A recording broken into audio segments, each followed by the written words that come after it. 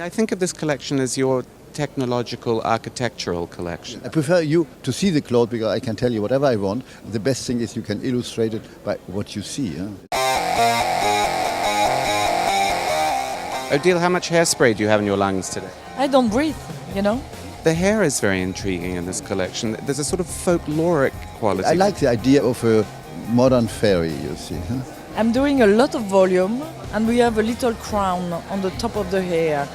We've seen so much from the 1980s this week. Now, Karl Lagerfeld helped define that decade, so it makes perfect sense that it's the 2080s he's more interested in.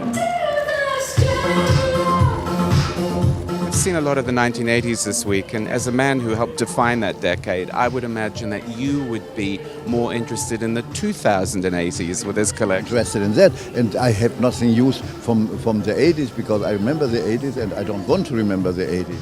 Well, that's the thing. I don't think he feels like going backwards for him.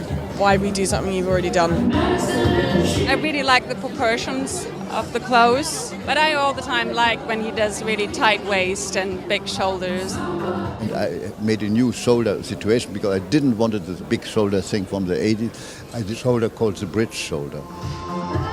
I think it was really futuristic 80s. You know, Karl always has a wonderful minimalist style, strong shoulders, but not retro. He's never going to be literal. So, what do you think? Crash helmets and fur?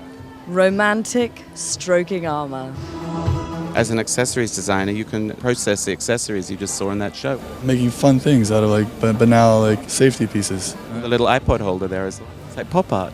Very much so. They look like little dolls walking around, like Japanese dolls. He's different every time, but there's the intrinsic components that make it obviously Lagerfeld. The way he's so unashamed about tailoring it to a body that is streamlined.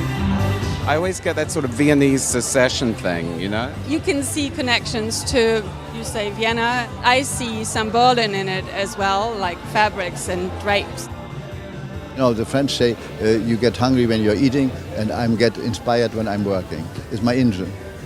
You never run out of gas, because then I would too. No, you know, the price lowered. Huh?